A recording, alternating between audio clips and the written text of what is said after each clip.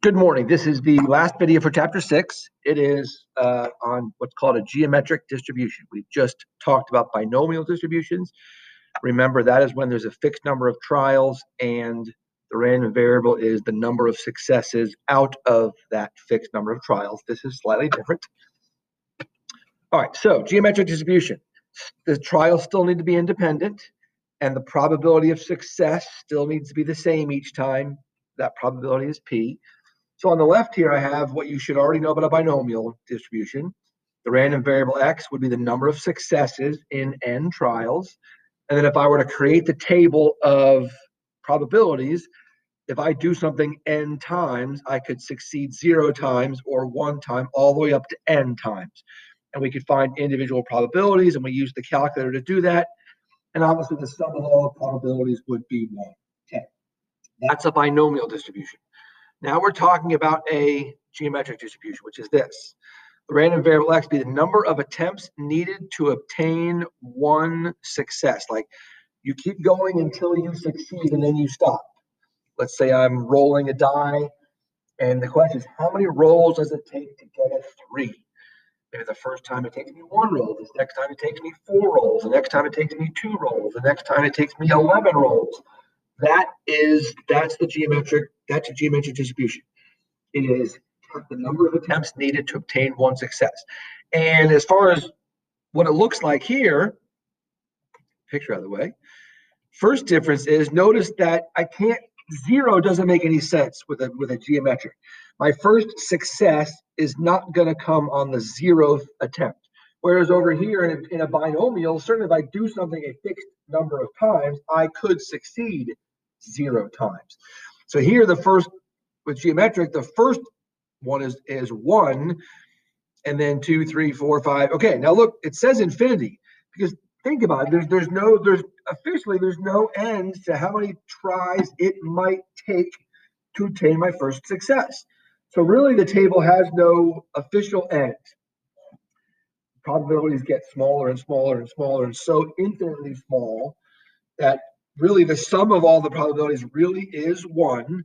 And this really isn't a conversation on how an infinite list of numbers can actually add up to 1, but it really can. That's a conversation for a different math class. So just understand that the potential values of x start at 1 and go on forever, but the sum of all the probabilities still is 1. All right, so let's look at an example. It says I make 57% of my shots. Let x be the number of shots needed to make one shot. So, well, if I make 57% of my shots, the probability that I succeed on the first try would in fact just be 0.57. That shouldn't surprise me. But what about the second shot? If my first success is on the second shot, that means I had to fail the first time and then succeed. Well, failure would be Q, which would be 1 minus 0.57, which is 0.43. So I'm hoping this math makes sense, that the probability that my first success is on the second attempt, I would fail the first attempt and then succeed. And I did the math there, it's 0.2451. What about the probability that my first success is on the third try? Well, that means I would have had to have failed the first 2 tries, which is that 0.43 squared, and then finally I succeed times 0.57. And this pattern continues. The probability that I succeed on the 4th try, that means I have to fail the first 3 tries and then succeed. So there's my probability of failure, 0.43 to the 3rd power, and then on the last try I succeed. And that just keeps going and keeps going again, right? The probabilities get smaller and smaller, and they really do all still add up to 1 at the end. So this formula, that's the official formula, which just like binomial you have to recognize but not necessarily use, is way simpler than, remember the binomial one had that n choose k thing, and so it was trickier. This one, the formula says this, and I need this formula at the top to make sense. It says the probability that x equals k equals 1 minus p to the k minus 1 times p. And I need that to make sense that the 1 minus p to the k, that this right here, that means I'm failing for the first k minus 1 tries, and then times P, there's my succeeding, the probability of success is P. And then I could have written that as Q to the K minus 1, and then times P. That's really the same formula. I think the actual formula sheet calls it 1 minus P. So if here's an example where we're using this formula is not difficult. In a minute, we'll get to the calculator. It's even easier, but this formula is not difficult. So if I give you this example, I say that probability of success is 0.94, and I want to know what's the probability of x equals 6. That means what's the probability that my first success comes on the 6th attempt?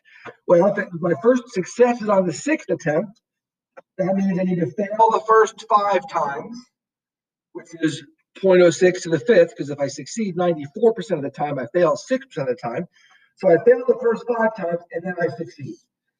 And now that turns out to be a crazy small number, 7.39 times 10 to the negative 7th, which is 0.000007309.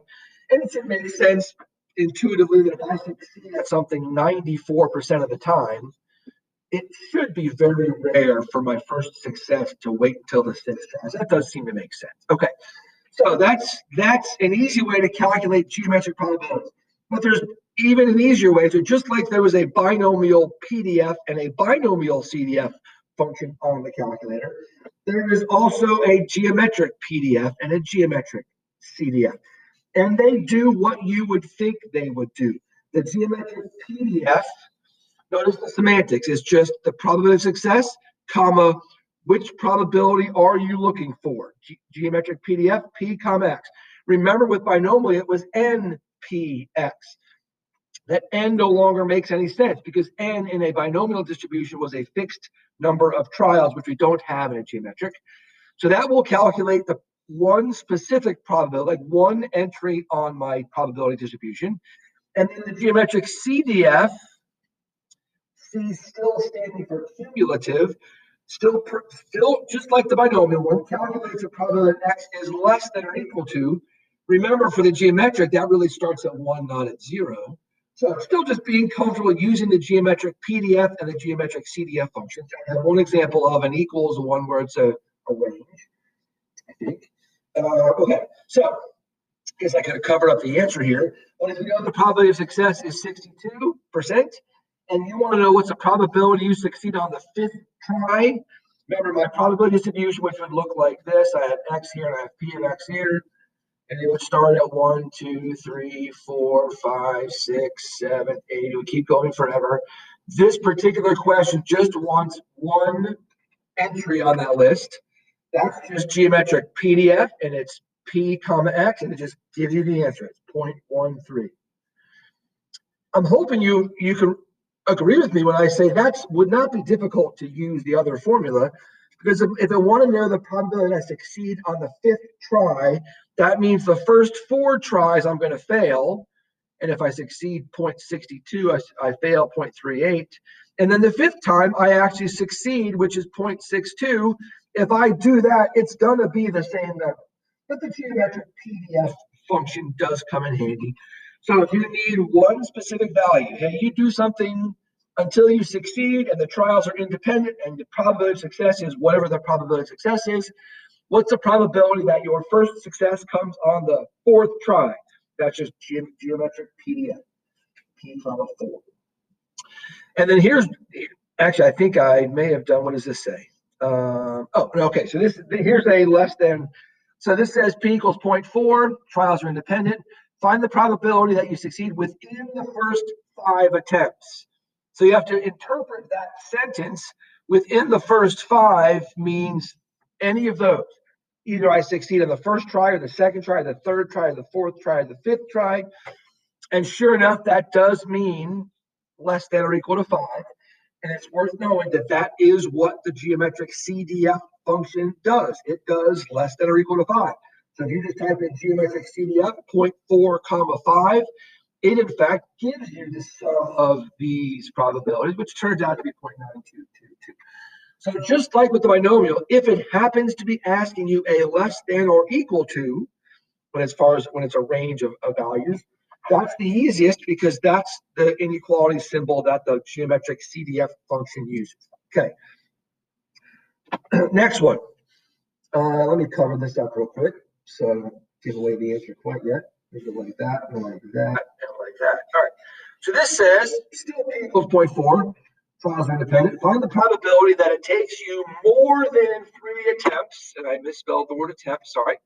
More than 3 attempts to succeed. So on this table over here, and I really should have put dots down here because the table goes on forever. More than 3, that means like all of this, right? Like everything going that way, more than 3. So it either takes 4 attempts or 5 attempts or 6 attempts, etc., up to infinity officially.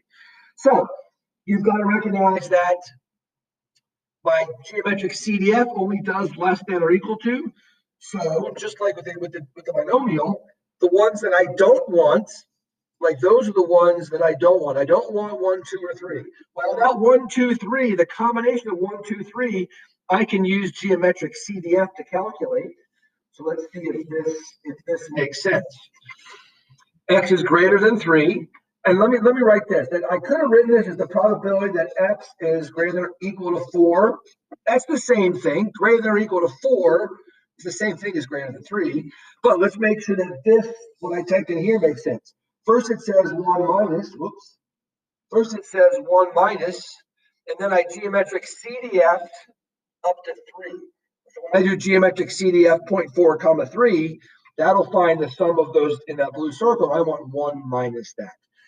Let me remind you on the AP test and on my test that you're encouraged to use this calculator speak, but label it, that is P and that is X. Like just label the number you're typing into the calculator. So that's that. And then the last thing is, recall, and I think this next slide just reminds you from the last section, recall that in a binomial distribution, where we had a fixed number of trials, we had formulas for the mean and standard deviation. The mean was just NP, the standard deviation was the square root of NPQ, and we did that the last time. Well, it turns out for a geometric distribution, we have a very easy formula for the mean. The mean, or the expected value, is just 1 over P. So let's think about this. If let's say when I roll a die, the probability of rolling a 3 is 1 out of 6. On average, how many tries, if I again and again and again rolled a die to see how many tries it took to roll a 3, and I recorded the number, and I did that again, and I did that again and again. Sometimes it would happen on the first try, sometimes it might be the 10th try, but I did that again and again. The mean of that distribution, the mean of that would be 1 over P. And of course, that's just 6. So it would, on the average, you'd expect it to take six attempts. And of course, if the P were decimal, you just do 1 divided by the decimal. So a very easy calculation for the mean of a geometric distribution. I will tell you that the standard deviation of a geometric actually uses math that's beyond the scope of this class. So you will not be asked for the standard deviation of a geometric distribution. You will for a binomial. I think I have just one example here of so, and again, I should have covered the answer. If I make 71% of my free throws, let's assume they're independent, how many should I expect to take in order to succeed one time? That expected value, that's the mean, so it's just 1 divided by P, which is 1 divided by 0.71, which turns out to be 1.41. So if I did that, if I repeatedly shot free throws until I made one and recorded how many tries it took in order to succeed once, on the average, I would expect it to take 1.41 attempts. I think that is it. Your homework assignment is just a handful of geometric distribution problems, and then I think there's 4 multiple choice problems at the end of this. And this is the end of chapter 6. I actually think during our live lesson Wednesday, we're actually going to start chapter 7 in an effort to hurry. So have a great, what day is it? It's a Tuesday. Have a great Tuesday.